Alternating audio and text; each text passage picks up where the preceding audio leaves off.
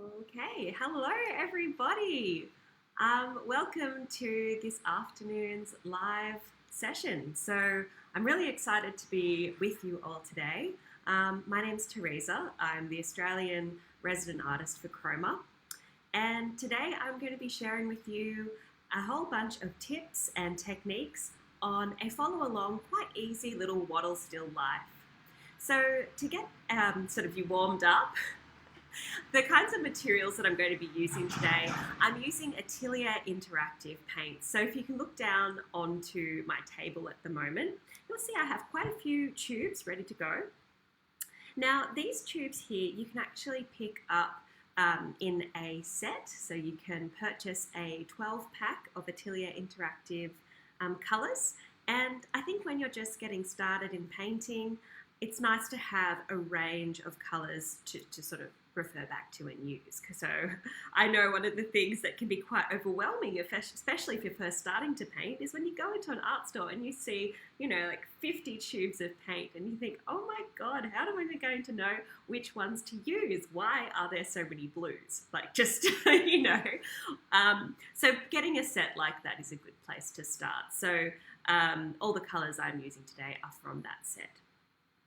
The other materials that I am using today as well, I'm using a few of the new ladder series mediums from Atelier. Now these ladder series mediums, they're fantastic for extending your paint, for increasing the transparency and the flow of your acrylic. And they're also really useful in different techniques, in glazing, in creating fine lines, and all the rest. So the materials I'm using from that range are the middle medium and the thick painting medium. Now, one thing that I love to do, especially because I have so many canvases or projects that I might have started and thought, oh, I actually don't love that as much as I thought I did at the time, is using gesso.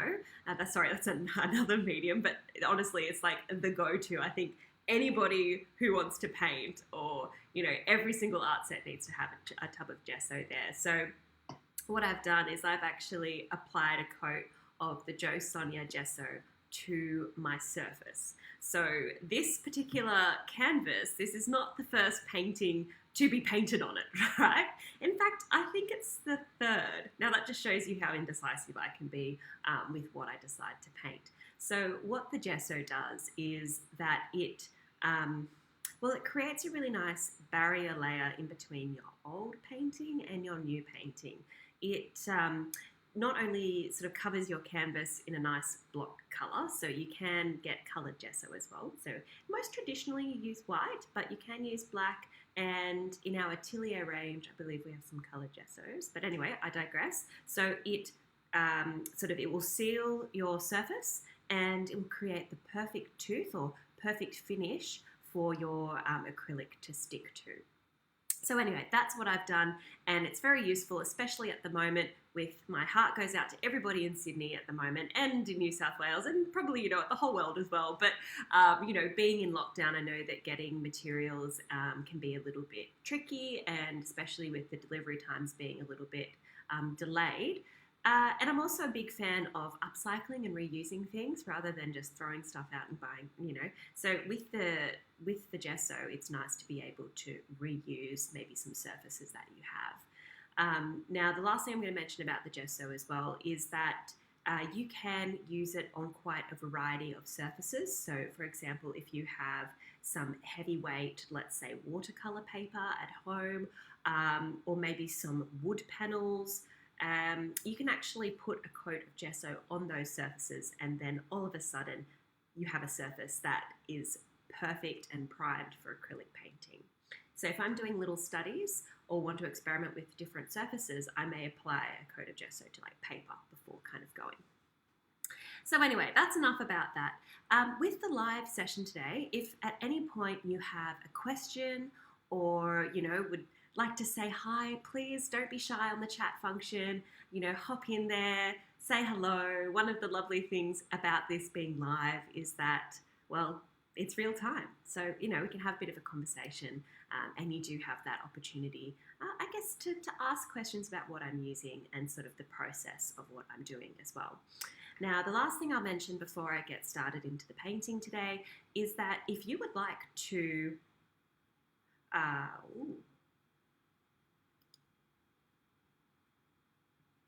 my apologies there. I'm not sure what happened with my little live stream. I think I had a little glitch there. All right, we're living and learning here. So anyway, what I was saying was that if you would like to have access to the recording of this tutorial today, you can actually subscribe to our mailing list at Chroma. You can do that through our website. The link is, I believe it will be shared in the chat function. It is also in the description of this live thing as well, live video. So please hop in, have a look, we'll sort of subscribe to our mailing list so you can get both the recording and as well as some little extra bits and pieces. So I've written out a few little tips on colours as well as a few little extra instructions too. So anyway, that's enough about that. Let's start thinking about beautiful wattles. It is spring officially. I love wattles. I think they are so happy, they smell delightful, and they're the first sort of symbol in my mind, you know, first indication that winter is gone, you know. As soon as you see those wattles bloom, you think, oh, fantastic. Okay, now I can start, you know, being outside and enjoying it. Anyways, so I digress. The first thing we're going to do today is we're going to be covering our whole surface with a sort of a very, very light pink. Now, covering your surface with a base color is so useful because what it means is that, well, it sets the mood of your picture, but more than that as well, most of the time, your canvas is white, right?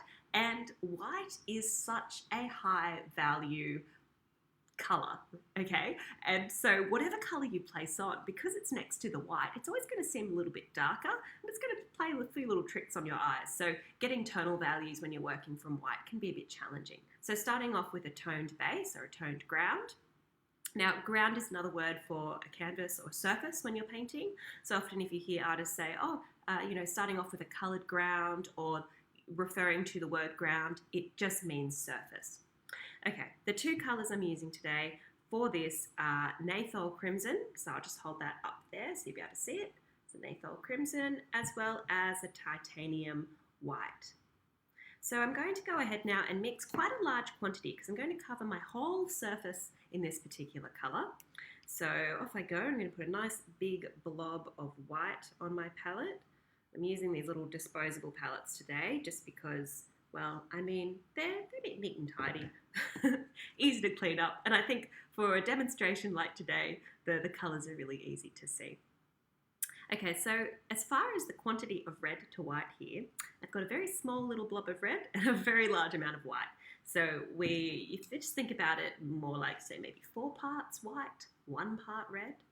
So only just a little touch.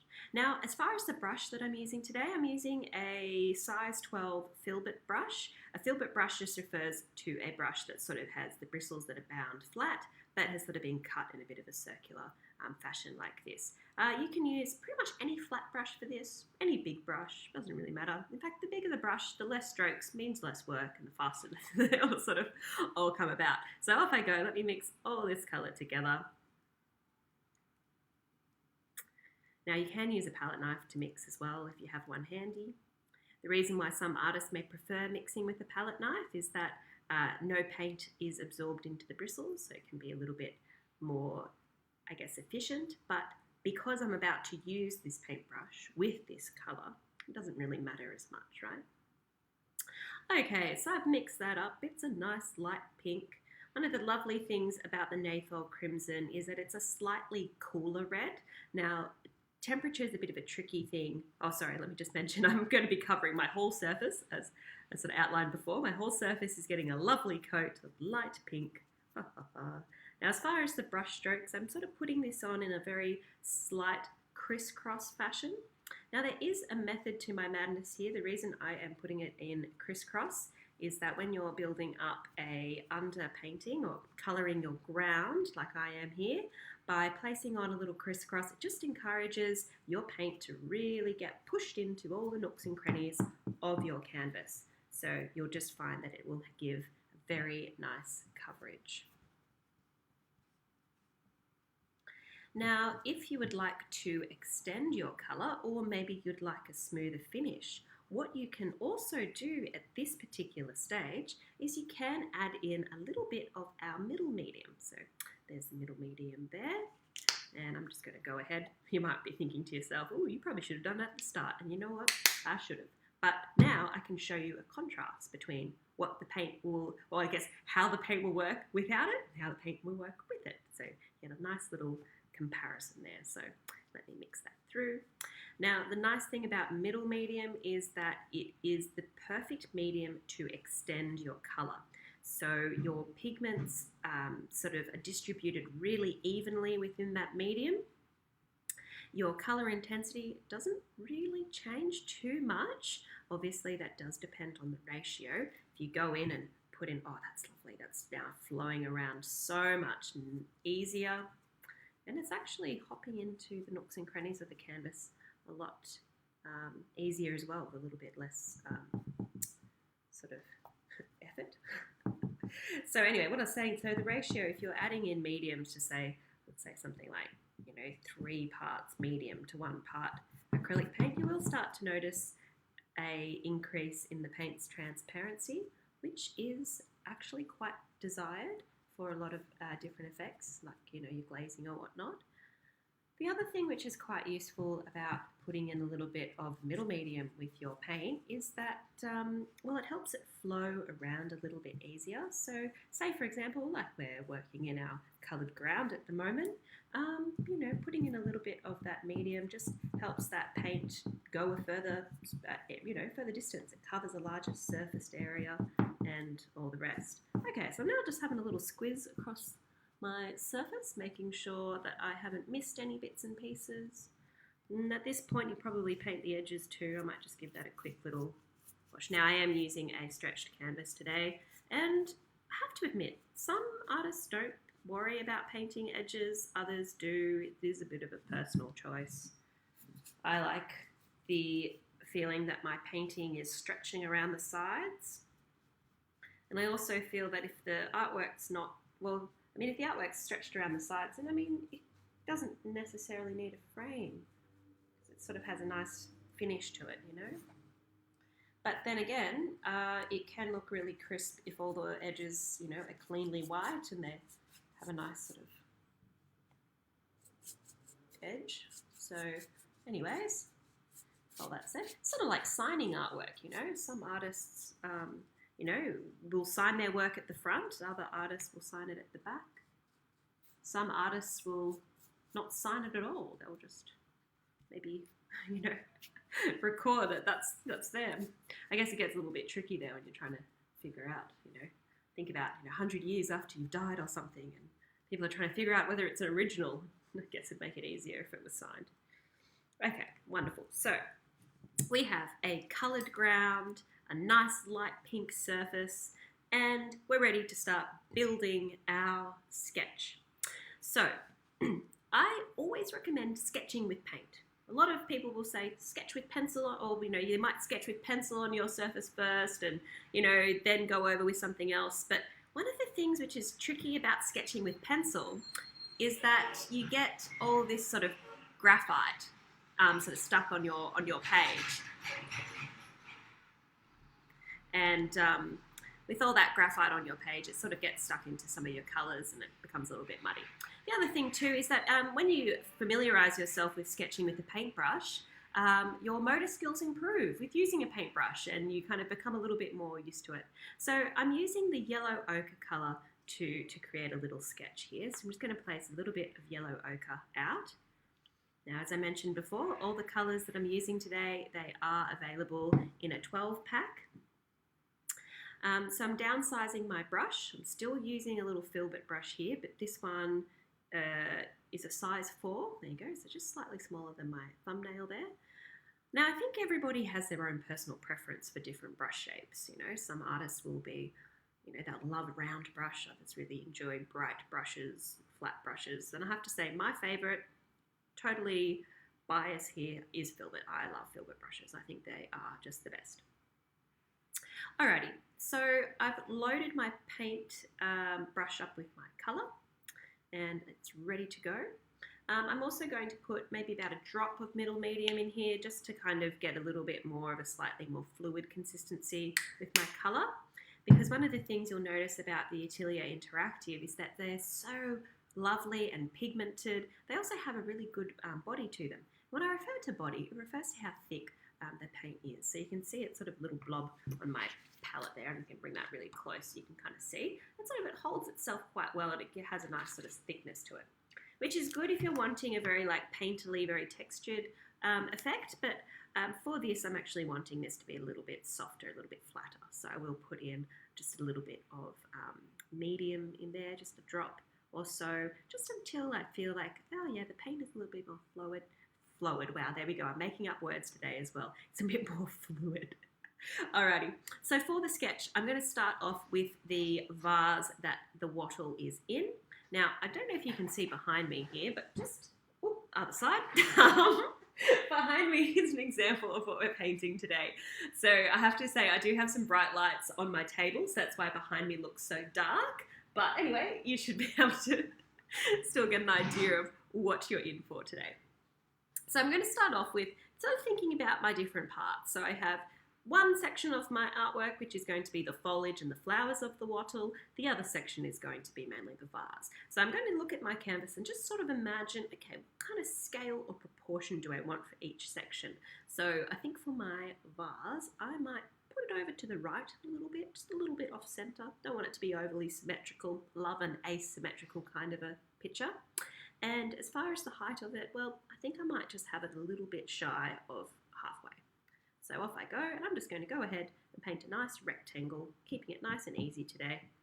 This particular painting tutorial is perfect for beginners and intermediate artists. Pretty much, yeah, it's not too difficult. So I'm keeping my shapes a little bit more basic today, just to keep it nice. And I think the thing is as well, if you're following along either with the recording or following along as I'm painting today, you can always diversify these things. I'm giving instructions, but you know, feel free to change them around. Swap your colors, change your shapes, make it uniquely yours. Put your own flavor to it, you know? Okay, so I've got sort of my outline of my little vase, or it's really a jar, but yeah, whatever, open to interpretation. Now what I'm going to do is I'm going to start to put in some sort of main constructional lines that are going to be the skeleton, right, of my wattle bouquet. This piece of wattle, I actually, I don't know if I'm allowed to do this, but I picked it up on my walk. The reason I say I don't know if I'm allowed it, I get funny about, you know, whether or not you can pick things from bushes. I don't know. Anyways, I digress. I'm telling you all my secrets now. So I'm going to start off with a nice sort of curved line that's sort of starting right at the left, and then it's going to come back in and join in my little vase there. There we go. So a curve, it's sort of a bit of a geometric curve there. It's a bit more angular, but that's okay. And I might just put in another one over here. So wattle is a very, I'm just going to quickly actually just hold a piece of wattle. So this one's starting to dry a little bit. But you can see here as far as the shape of it, it's quite wiry. It has lots of little teeny tiny bits, and as far as the actual structure of its branches, they're quite angular, like they're quite sort of straight, and you've got all these little angles and bits and bobs coming off them. So anyway, as we're doing these lines, instead of them being nice, flowy, even curves, they're going to be a little bit more jagged, a little bit more sort of sharp. So anyway, put that aside, what I prepared earlier, and we'll come back to building in some of our more constructional lines here. So I'm going to be going ahead and just filling this in quite a lot. And one of the things you're going to start to notice is I'm starting to make my lines fork a little bit. So off I go, there we go, that one's going to fork over here. And just to break up how organised those ones are here, I think I'm going to come in there and place one coming all the way down. Ooh, maybe a little bit to the right there. So with these lines, feel free to be as expressive as you would like. There's not really a big right or wrong with them. This is a pretty stylized kind of an approach that we're taking today, so you can be a little bit more expressive with how you build it up. The next thing I'm going to do is maybe put in some little secondary branches from my main constructional lines. So I'm just going to take a few bits and pieces off there and maybe another one over there. Like I said, the wattle is quite angular, so all of these little lines are going to be quite straight, and that's going to give us that nice feeling of how the wattles is sort of constructed. So there we go, I might put another one in here. And I'm really sort of, because I have this big shape over here, I am sort of having quite a lot of density over in this side. All right, marvelous. I think that is pretty good as far. Oh, I've forgotten a table. Let's put in a table. So with your table line, I'd recommend not having it at the base of your vase, but actually a little bit higher up. And the reason I like to do that is that, I just feel like it's not sitting on the edge of the table there, about to fall off, or the edge of a surface. So there we go. I've got my little line in here. Wonderful. So look at that. We have our roadmap. Everything else that we're going to be doing today is just going to be very expressive and, a little bit more free flow. So when using acrylics, I always like to work from dark to light with my colours. That's just my approach to painting. It's an approach that I also use in oil painting too. Dark to light's a nice way to go about. The only time where you wouldn't go from dark to light is if you're using watercolours or inks, but today we're going with dark colours to light colours. So I'm going to start by blocking in my basic areas, so blocking in my basic shapes. So the first thing I'm going to be doing is blocking in some green on my wattle. Now what I'm going to be doing here is changing up some colours. So I'm using ultramarine blue here. So I'll place a little bit of ultramarine blue over here. Hopefully that's still, yeah, wonderful. And the other colour I'm going to be placing out as well is permanent green light. So again, all of these colours are in that 12 set, 12 pack, which is nice. The other thing too, you might think to yourself, oh, well, why would you choose to use a green in a tube rather than a mixed green, right? Mixed green is blue and yellow. And the reason why you would choose to use a green that's in a tube is that these paints are made out of a single pure pigment and binder, and that's the glue that sticks it all together, right? And now a pigment is a non-water soluble sort of mineral or substance, molecule, that gives a colour, right? And each different pigment has a certain code and all the rest. Now, one of the things you'll notice about these colours here, they do have kind of funny names, like, French ultramarine. Permanent green's actually not that funny in comparison to some. Let's use a really good example. Burnt sienna. That doesn't tell you anything about the colour. What this is the label of the pigment, okay? So the label of the pigment is the name of your paint. Each pigment has a different series, so you'll notice a series, and you'll also have the opacity on there as well. So I'm just going to bring this up a little bit closer so you can see. See this little circle here that refers to how opaque the colour is. If it's half and half, like this, it's semi-transparent. If it's completely filled in, like our titanium white here, that's opaque. And if it's completely empty, like, oh, here we go, wonderful. Like this transparent orange, then it's a transparent colour. So anyway, I digress. So pigments are the ground colorant that's used. There is a school of thought regarding colour theory in that the less pigments are in a colour, the brighter that colour is, okay? So the idea is that if you use a pure pigment from a tube, it's going to be brighter than a mixed colour that has 3 or 4 pigments in it to get that colour. Okay, so it's all to do with the colour vibrancy. So that's why you might choose to use a pure pigment colour rather than mixing it up. The other thing as well is that there are certain colours that you just can't mix. So for example, like magenta is a great example. Can't mix magenta. and the magenta pigment is just, you know, it gives you such a lovely, vibrant colour. And in some schools of thought, it's said to be a primary colour, magenta. There you go. Anyway, I digress. Let's go back into mixing some colours. So for this, I'm going to make a bluish green. So I'm going to take my lovely permanent green light and I'm going to put a little bit of blue in there, mix the two together, and might just do that again, mix a little bit more. And one thing you'll notice is that as they mix together, it's going to get quite dark. Now, I'm actually keeping this particular picture at quite a high key, which just refers to it being quite a high value. So all the colors that I'm using are going to be a little bit on the light side. So I'm going to take a little bit of titanium white into this as well. Now, in saying that, you are welcome to slightly modify your colors or drastically modify your colors. If you'd like it to be a lot lighter, if you really want this to feel very pastel-y, then, you know, add a lot of white. If you prefer bolder, stronger, more contrast in your colors, then absolutely go ahead and then keep your colors dark. Okay, so I've got my lovely green. I'm just going to bring that up to the camera so you get a little bit more of an idea of exactly what kind of color that is. So there it is. Alrighty, and with this, I'm going to start to block in very basic shapes to kind of be a filler for all the kind of the greens and the foliage and whatnot. So off I go. I'm just going to be putting in, as far as the marks I'm creating as well, inspired by the structure of the wattle, they're going to be little dashes, okay? So lots of little dashes. I'm using my main constructional lines here as my base, right?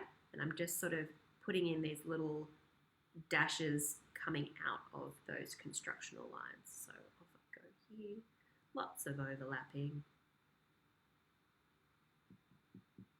Okay, so I'm going to show you something which is pretty cool. All right, so what you'll notice if I bring this up quite close here, see how my paint is starting to sort of separate a little bit and starting to get a little bit on that. Like it's just kind of catching to the top parts of my surface.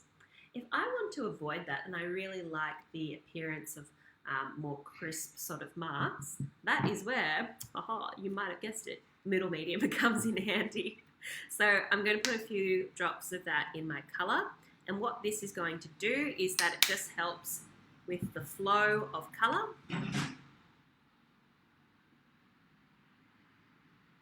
And by thinning down the consistency just a little bit, it means that the paint will flow off my brush a little bit easier and it will flow into the nooks and crannies. So off I go. I'm just going to do, let me just for contrast, I'll do some over here. Okay.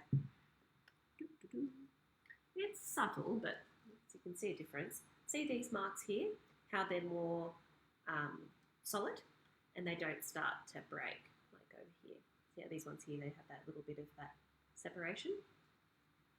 So if you like texture and you like a real painterly sort of effect, you know, maybe keep your paints a little bit on the thicker side. If you prefer something that's a little bit, say, you know, more blended or sort of well covering, you can go ahead and put in a little bit of medium to it. It just all really depends. One of the things that are lovely about mediums is that mediums allow you to customize your paint. So, you know, as creatives, we all have, you know, we've got big personalities and lots of style. I think, speaking very generally here, I don't feel like I have a lot of style some days. I feel like I either go total dag mode or total fashionista. I don't know. It's a little in between. But anyway, I digress. So because we're, you know, everybody has their own style and personality and whatnot, and, you know, you're drawn to certain things as you make your art, using your mediums allows your paint to, you know, be as unique as you are, you know, as unique as your subject matter. So you can just, you know, you can start to experiment with different mediums, and they all, you know, they might change the flow or the consistency. They might change the, you know, the finish. They might even try, you know, change the adhesion. So you'll have some mediums that will turn your acrylic paint into, you know, glass paint or fabric paint or tile paint. So you can, yeah, really start to play around. Okay, so I'm sort of blocking in quite a lot of greenery here. I'm almost running out of my paint, which is good because I am going to start to make a slightly different version of green now. So, okay, so I'm quite happy with that. I've sort of filled in a bit of pretty much the majority, apart from this little fellow over here and a little bit in there. What I'm going to do now is I'm going to mix up a very, very, very blue green. Now, it's sort of nice. It's almost like a sage green. I think this is a really like classic Australian kind of green colour. And it's interesting with wattle as well because some wattle has that really frosted like eucalyptus kind of a colour to it, and others do have more of that kind of green gold kind of a look. So what I've done here is I've just placed a large amount of my ultramarine blue into my previous green mix, and what that's enabled me to do is put a really high amount of blue and just pick up those little tiddly bits of green that was sort of hanging on there. Now, as you might see, this colour is looking very dark, so I'm going to take some white to lighten it up, because as I said before, I am working a little bit more on a high key today. And lightening that up, that's really taken it to a true kind of really nice sort of sage green, and that's sort of exactly what I'm after today, nice and light. Because this is a bright, happy painting, and I feel like at the moment we all can do with a bit of a bright, happy painting in our life. It kind of helps us to sort of enjoy what we're doing and sort of, you know, maybe even a bit of a distraction. How's that? There we go. A bit of art therapy today as well. So what I'll be doing with this is I'm going to be sort of placing in some blotches of this. Sorry, I make up a lot of words as I paint. I'm going to be putting in a few blocks of this sort of across maybe the top edges, maybe pulling out some of those center stems. The trick when you're placing in sort of new colours or blocky colours like I am here is that with each mark that you place on, you want those marks to be broken. So what I mean by that is you don't want them to be touched or to be overly blended, and that just helps have a little bit more of, I guess a little bit of a little interesting little style. Helps it to seem a little bit more true to nature as well. So I'm just going to be blocking in this. This is quite, I'd say it's a little bit more of an impressionistic take of your lovely wattle. So because of that, fine details and realistic proportions are not sort of the be-all or end-all with this particular style. So I see how I'm catching, so I'm starting at the top here, and then I'm just sort of catching that up. And it's okay to have a little bit of those structural underpainting lines showing as well. That's totally okay. In fact, with this particular subject, the more little bits of, you know, other colours that show through, so the better. So I'll go, just look in here, and I don't worry about sort of highlighting over here because I don't want to over-highlight, right? And I really, yeah. Okay, so fill that in. One thing that I do need to do now is actually put in a slightly maybe darker bluish green in this section here because I'm thinking about it, and that's sort of going to be, you know, the part that, you know, is a little bit in shadow. So I'm going to take my ultramarine blue and this time just a little bit of green and maybe just a small quantity of white. Well, that's a nice colour. Don't even know what I call that colour, but I really like it. Okay, and with this very bluish colour, you know, sort of whacking that in these little parts here, just sort of throwing it in. As you can see, I'm being very painterly now. My marks are quite dabby, right? Oh, there we go. We've got another little piece of foliage that's exploded out that side. There we go. It's been funny when you really get into the flow of painting, and you'll notice that, you know, your painting sometimes will go in its own direction. You think, okay, that's fine. Okay, so I've neglected this little fellow, so let's put a few little, let's put a little dark blue stem in there. We are going to be layering lots of different colours on top of each other today. So this picture is going to be quite sort of, well, it's going to feel a little bit on the textured side. I'm just sort of dabbing in a little bit of colour there. And maybe I'll go back into that darker green that I had and probably put a few little bits on this little fellow so it doesn't feel so bare. All right, cool. I think that's pretty good for that foliage. So I'm going to give that a little break. And now with that said and done, we can have a look back into our larger areas now. So blocking in the foliage is good. And I'm going to swap over into my large filbert brush, give it a little bit of a rinse because it's probably full of pink. And I have a little paper towel just over by my jar here. Paper towel or an old rag is really useful when you're painting because when you rinse your brush out, it's always good to dry it off because you'll see here how much colour has actually come out of my brush just from drying it. Now again, some people have different preferences for how they like to paint. Some people will swear black and blue that your paintbrush always needs to be wet. I don't paint in that way. I like my paint to really get sucked up into my brush. And I also don't like the risk of having any water sort of dribbling out at any point, which can make a little bit of a challenge.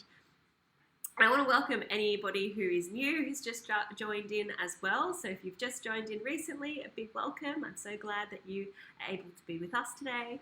So with this recording as well, if you've missed the first half, you can hop into the chat or hop into the description and you can actually subscribe to our newsletter and be sent the recording of today's class. So you can do the whole Wattle painting sort of from beginning to end. Anyways, so I'm going to continue on now. As a recap, as well, I am using the Atelier Interactives as well as middle medium and a bit of thick medium as well, both in the Atelier range. Okay, so let's get some colour blocking going on. We need to colour block in this vase. So the vase here, I actually used a nice purple. So for purple, I'm going to be mixing it up using ultramarine blue and a little bit of the crimson, A4 crimson. When you're mixing purple, it's very important to make sure you're using the right red. Because if your red is too warm, in that if it is looking a little bit more on the orange side, your purples are going to look a little bit more like, probably a little bit more like burgundy, kind of a brownish kind of colour. But if you want those nice sort of more stronger purples, yeah, cooler colours work well. And crimson is a nice cool colour, so recommend that. Okay, so I have the ultramarine blue and I'm just putting in a small amount. So the way that I like to pick up small amounts of paint is just by using the side of my paintbrush, right? By using a little corner, a little edge. Now, admittedly, because I'm using a filbert brush, it doesn't really have an edge. But anyway, you get the idea.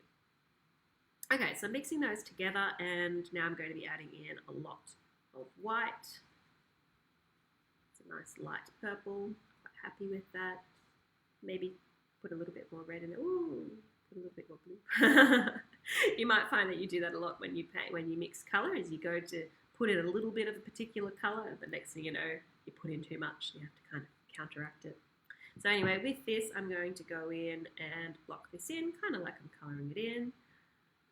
Now, with this particular style, I am leaving little gaps and halos around my shapes. So you'll notice as I come to cut in around this green, I'm actually deliberately keeping little bits of the pink ground, the pink surface exposed there. And that's totally okay. There we go. Now we will come back and add some highlights and shadows and whatnot. But for now, we're just thinking block colours. Let's go. Alrighty, so we have our little vase ready to roll. And let's put some nice colour on this table, this surface. I think we're going to be having, well, maybe we'll have a nice light sort of turquoisey colour, I think. And one of my favourite colours is in this set, phthalo green. I love phthalo green. I think it's just so beautiful and lovely, and you can probably see how much I love it by how much is left in my tube. So phthalo green, it is the colour of turquoise and teals and emerald greens and all those, just anything. Oh, I just think it's awesome. Anyway, enough about that. Let's put some on our palette. There we go. Now, for our table, we're going to be making a nice, light, sort of a little bit turquoisey kind of colour. So what we will need is a lot of white. So I might just bring all the leftover white there, and that's not going to be enough. So let me put out some more. Now the reason why we use titanium white most commonly in painting is that titanium white is very opaque, which means that when you mix it in with your colours, it's very powerful. It has a great job of lightening it up. There are other whites out there, like zinc white and some others, and they're a little bit more transparent, and so they don't give you the same kind of big punchy, they're not as strong, right? But in saying that, there's a lot of wonderful uses for transparency, which I'll touch on probably in another video. Okay, so as I'm mixing away down here, you can see a very delightful, very light, sort of almost sea foamy colour start to emerge. And with this particular colour, I want this to be a little bit more chunky and I kind of have a little bit more like marks in it. So I'm actually going to use a little bit of the thick painting medium in this. Give it a little shake beforehand. There we go. Oh, because it is thick, got to encourage it, encourage it out. No, not really encourage. It doesn't need too much encouraging. It's pretty good stuff. It will flow. It's not just pretty good, it is good. Okay, so I'm mixing in quite a large amount of that thick medium. So let me just bring this quite close to my camera so you can see exactly what's going on here.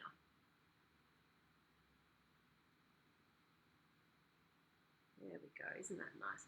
You might notice just the consistency of that. Look at this. Nice and, well, just good. Good consistency, nice and thick. And you may also notice just how a little bit of colour just went a very long way. Now, when using thick paint, and if you want to create a lot of marks, you need to adjust the pressure of your hand as you're placing the paint on. So as you're building up your colour, use a light pressure, like you're just dragging a feather across the surface, and then, you know, wiggle your paintbrush around. If you want to experiment with some interesting marks, you can always change the hold of your brush. So instead of holding it like a pencil, you could hold it underhand, like a magic wand, or you can also hold it overhand like this, like a pinching it. So off I go. I'm just going to be placing that on. Oh, that's so nice. And I really like the pink and the turquoise contrasting. So I'm just going to be smudging this on with a very, very light pressure in a few little marks. I'm just going to bring that up so you can see how that paint is sort of happening and reacting. I'm sorry, I've just looked down to my screen. I've realised my canvas has just sort of started to travel down towards me. So I'm just going to put that up so it's a little bit more centered now. Okay. Now, one of the other things too, because I've placed this in with such a, you know, such a high consistency of medium, is that as I sort of push it around, you start to see sort of the colour becomes a little bit more transparent, right? And again, all of these, the lovely pink is starting to come through. And I'm really getting quite a delightful effect there. And I just love turquoise and pink. And I think one of the main reasons why sort of this light turquoisey colour and pink look so darn good together is that they are actually complementary colours. So I'm just going to tuck that quite close to my vase there. There we go.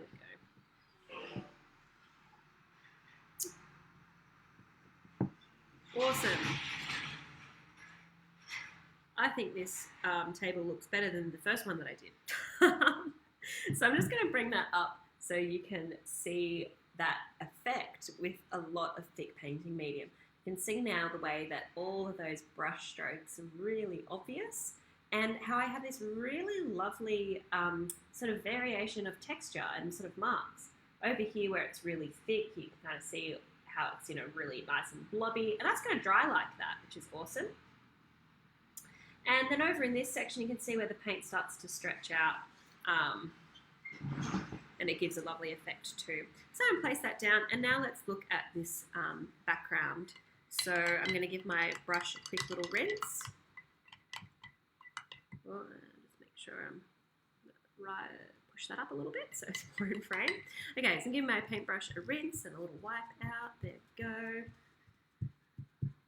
And now I'm going to make up a ultra light pink. So not too different to what's here, but just a little bit lighter. And for this, I'm going to be using lots of thick painting medium again, because I want it to have a sort of similar effect and a similar texture to what the table has here. So Now this is my little trick of picking up lots of little bits of paint. So using this corner of my brush here, nick that on the side, and this is also a really handy little thing to do, is instead of bringing the paint directly to your new colour, unload it to the side, and then mix it in. And then instead of going back to your main paint blob, you just go into that unloaded area and then add that in. See how subtle that is. It's like a pink tint. That's so soft. I actually might change my mind and make it a little bit darker, just a touch. So again, unloading it to the side before putting it into your colour. It's a great way to go about it. And where's my lovely thick medium? Let's put a whole stack of this in there. You know, the cool thing about mediums is that mediums are actually all compatible with each other. If, of course, you're using all acrylic mediums. Obviously, if you were using oil painting mediums with acrylic mediums, they wouldn't work. But yeah, so for example, if you like the consistency of the thick medium and you like that transparency, but you want your paint to dry really slowly, you could put a little tiny bit of, retarder medium in there. Or if you would like it to dry faster, you can actually put fast dry medium. So again, as I was mentioning before about how you can make paint as, you can customize your paint to be as unique as whatever style it is, you can really experiment with the drying time, the adhesion, the transparency, the consistency. So much you can play with. It's wonderful. Okay, so off I go. I'm going to start to block in a few little light dabs. Now, I'm either going to experiment with an overhand hold of my paintbrush here. I'm going to place that on quite loose. Oh, that's so nice. I love playing around with different textures and techniques in artwork. There we go.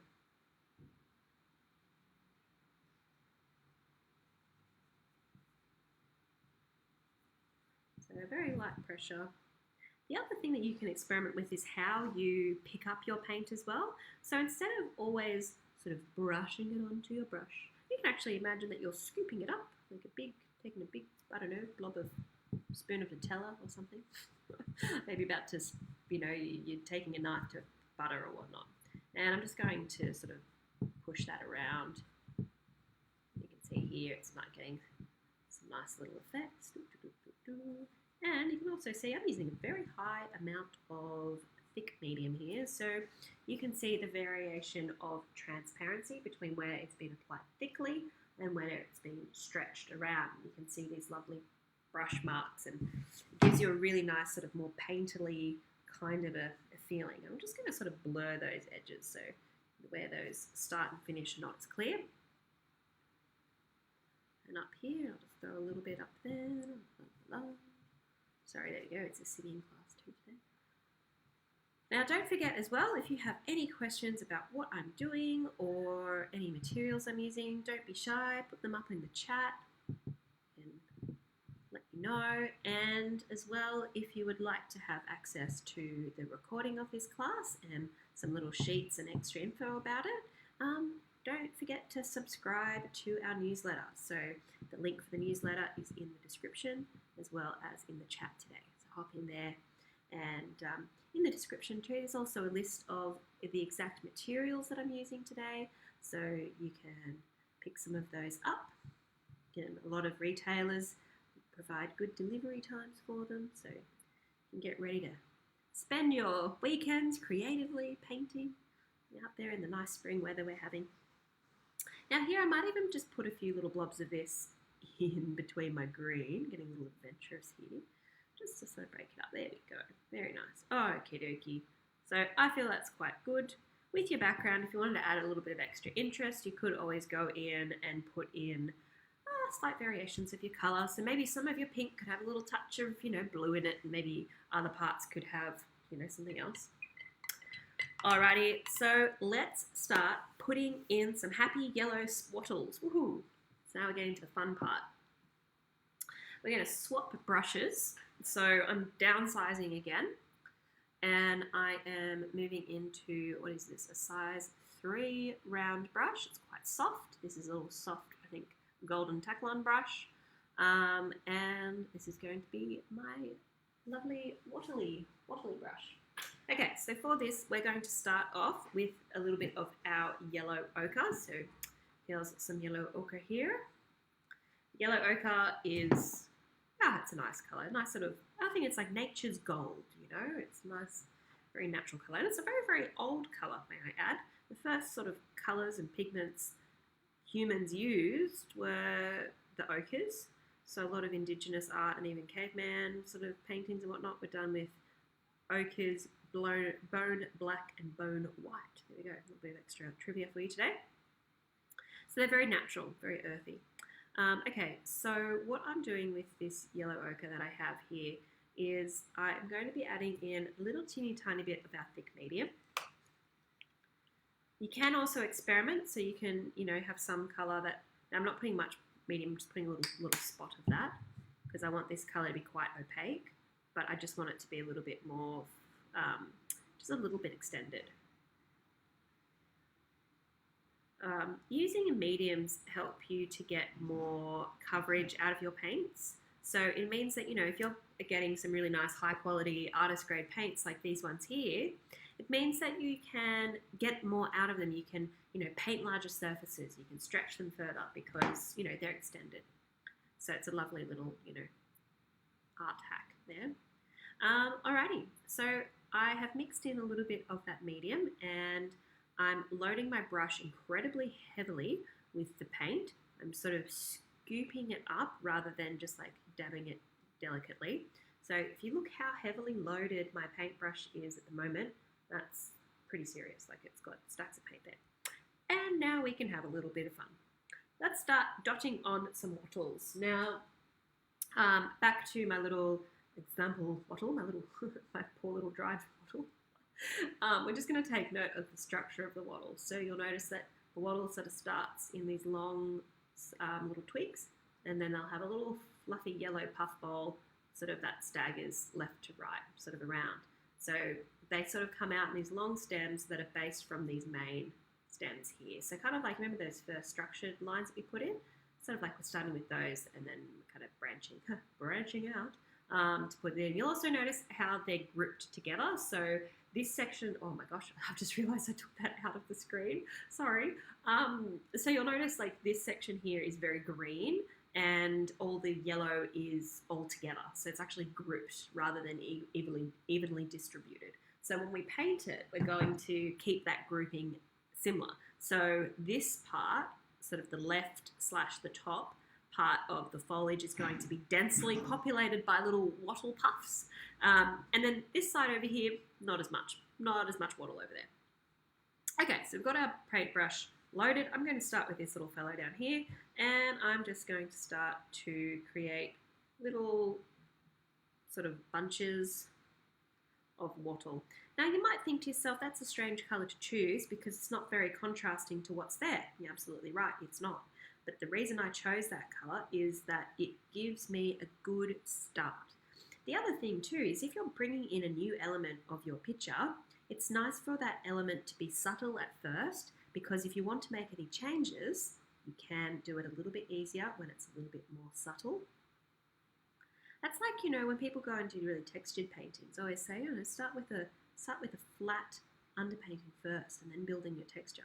Because if you change your mind, it's easier to move it around if it's subtle or if it's flat rather than if it's really textured. So there I am, I'm just building up the general shape, dotting that on, and I'm reapplying very frequently with paint. So it's like I'm doing, you know, just a handful of little taps, reapplying, handful of little taps, and so on and so forth. It's very important to reapply regularly with colour for this, because if you're just trying to, I realise my head is in the screen, sorry. If you're stretching your paint too far, it's not going to cover very well. The biggest thing when you're using acrylic paints is to be generous with your application of paint. A lot of beginners, I'm going to have to put a little bit more medium here, a lot of beginners will be too shy about how much paint they use when they're using acrylics, and it works against you because, you know, for a nice finish and for your paint to either blend or flow and just have a good workability about it, there does need to be a lot of it on your surface. The other thing too, acrylics, you know, they dry fast. So having a thicker application delays that drying time, means that you can play and work and manipulate it for a longer period of time. Oh, that's nice. It's also lovely if if you're doing this at home, to experiment with different ratios of medium. So maybe some of your little Wattle puff bowls, they can be very opaque, so you have lots of paint and only a little bit of colour, or maybe others a little bit more transparent. Oh, and even some, like I've just put on there, can be really quite blodgy. So I'm just sort of blocking them in, sort of creating little groups. It's like I'm making this little, little motif, this little sort of pattern or this particular structure. I'm just repeating that structure and sort of dabbing that on in that particular little pattern, like there's an imaginary stem. So I'm sort of dotting like in a zigzag pattern, and I'm keeping it quite sort of focused. Oh, there we go, little guy up there. So these little stems, little twiggy bits.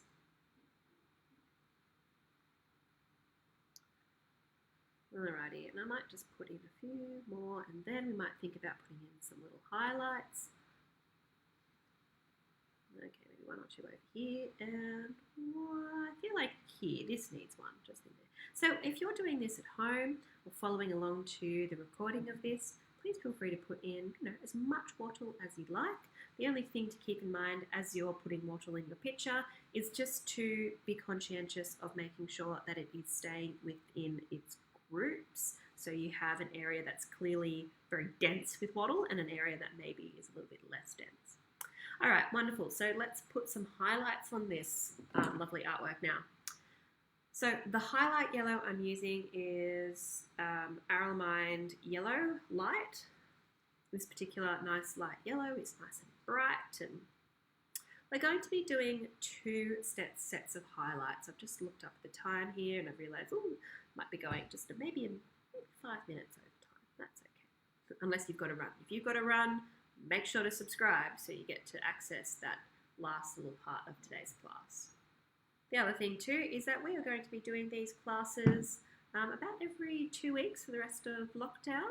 So if you would like to, if you loved looking, joining in today, hop in, like our Facebook page, subscribe to our newsletter so you can keep up to date. So you can join in with the next one, which is actually all going to be about using really heavy textures. I'll be going into using some palette knife work, and we're creating a lovely pastel sort of textured artwork. So we'll be keeping you posted with that too. So don't forget to subscribe to the newsletter. All right, so I've added in again a little bit of the thick painting medium. With this, you don't want to put in too much. So just like 2 parts paint, 1 part thick painting medium, because you still want that opacity of your color. All right, and with this, I'm just going to start to overlap some of the dots that I've already put in. So off I go. So I need to go a little dotty here. I love the patterns of wattle. I think they're just so, that one's a bit more blobby. That's okay, I actually really like that blobbiness. The pattern of wattle, it's just such a bright and happy particular sort of flower. And in Indigenous culture, they have different seasons to us, and the blooming of the wattle is actually what signifies the new season. Yarama, I believe, at least to the Darug peoples. And it's quite lovely because I feel that, our European ideas of 4 seasons, in Australia, I really do believe that, when that wattle starts to bloom, that signifies, I'll notice that the days all of a sudden are warmer. The sun starts to have a bit more of an intensity to it. The nights are still cold though, but I feel like that seasonal shift is there, So when I see the wattle start to bloom, I think, we're going into the new season, regardless of whether it's still winter or not, which it always usually is, because I feel like wattle will always start to bloom about 3 weeks before the end of winter. Okay, so I'm going quite, my head's gotten in the way there again. I've got to keep looking down there. My apologies. So anyway, so I've sort of put in a few little yellows, quite happy with that. You'll notice I'm not highlighting every single dot. That's very important. I'm only, I'm highlighting a smaller surface area. Now the last thing we're going to do here is make a very, very light yellow. So I'm going to take my white, mix it into the yellow that I have. And with my very, very, very light yellow, I'm now going to come across focusing on sort of the tops and the left side here. And I'm going to be placing on a little bit of that white into my wattle too. Now once you start to sort of get on a roll with your dots, it's sort of a bit hard to stop actually. It's a very, very enjoyable way of painting it. It's very nice because, you know, it resembles the structure of the wattle so perfectly, these little dots, which is, you know, very, very nice. Okie dokie, so a few little bits and pieces there, there we go, a few little ones over here. Now, the last little finishing touch that I'm going to do, now I did give you a pre-warning that we might be going a few minutes over today. The last little finishing touch I need to do is put in some nice light greens to the foliage and maybe a little bit of a highlight on the vase as well. So I'm going to start off with the light green for the foliage here. So I'm going to take my permanent green light, and this is a little way that you can reuse a little bit of colour too. And I'm just going to mix this to the edge of that light yellow that I was using, and voila, we have a delightful, very, very, very light white green there.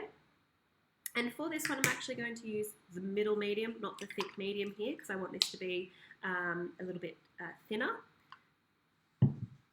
Because with this, I'm going to be making some little lines and structures. The other thing as well is that you might notice with the thick medium, I sort of really concentrated it more on the wattle, and that really enabled those particular parts to be a little bit more textured. Because you can use texture as a bit of a visual tool here, so you know, the areas that are more textured will pop a little bit more. Now, as I'm picking up the paintbrush here, I'm using a round brush, and I'm going to be twisting that as I lift it. And by twisting it and lifting it, what I'm doing is I'm training those bristles into a nice point, a nice peak, and that means that I can create some nice little lines. So I'm just going to be going across some of these and kind of placing in a few little lines and a few little dashes coming off them, kind of resemble, I guess, you know, a few little light pieces of foliage. Blah, blah, blah, blah. There it goes. And you can see that all of a sudden, as soon as I'm putting these little light lines in here, you know, there's all of this character and interest that's starting to emerge in what was, you know, quite a boring foliage section. I mean, why not? Let's put a few little bits over here and a few little dashes. Now, the little tiddly bits that I'm putting in around the wattle, they've just reduced now to short dashes. They're not the long dashes. So over here, I'll place in a few more of those long marks that give that impression of those little dashy bits. All right, that's all we have to do there. And the last crescendo, the final part, the final marks are going to be a little bit of highlight on this vase, so that's pretty easy to do. That purple is now dry, so what I'm going to be doing is taking some white, a little bit of red, a little touch of blue, and making a very, very, very light purple. And with that, because I've been kind of concentrating light from the left side here, I'm just going to be placing in and also tidying up that little bit there, a little bit of extra light there, la la la la, there we go. Keeping those marks deliberately quite loose and broken. And there you have it. I feel like that little wattle is feeling quite expressive. I've got these lovely sort of textures. It's very loose, it's very playful. Yeah. And with this as well, if you're doing this at home, I mean, you can continue to add to this. This can even be like your first layer. And one of the things that you could continue to add is you could, you know, put in more shadows, increase the highlights. Those sorts of things would be, it depends on how much sort of realism or how much patience, I guess, you have for what you're doing. As a quick little 1 hour painting, this is a wonderful little way just to have a playful, happy, very spring-filled sort of artwork. So again, I want to thank each and every one of you for joining in today. It was my absolute pleasure to run this for you. I was very excited. This is my first Facebook Live for Chroma, and this is going to be the first of many. And yeah, really looking forward to running these and for you to join this. So as I mentioned before, please make sure to hop into the description of the post or the comments and join up to our newsletter. We'll be sharing a bunch of other content to do with how to use certain materials and products and mediums, but I hope that you've learned a lot today about different ways to construct and layer an artwork, ways to mix your colors, and also ways to utilize medium. So again, just a list of the mediums that I use. There was the 12 set of Atelier Interactives, a Sonia Gesso, and the Atelier Middle and Thick Medium. Alrighty, that's it. That's a wrap. Thank you all, and hope to see you in 2 weeks for the next one. So we'll be uploading that shortly so you can see what you're in for. Okie dokie. With that, I will leave. Okay, see you all later.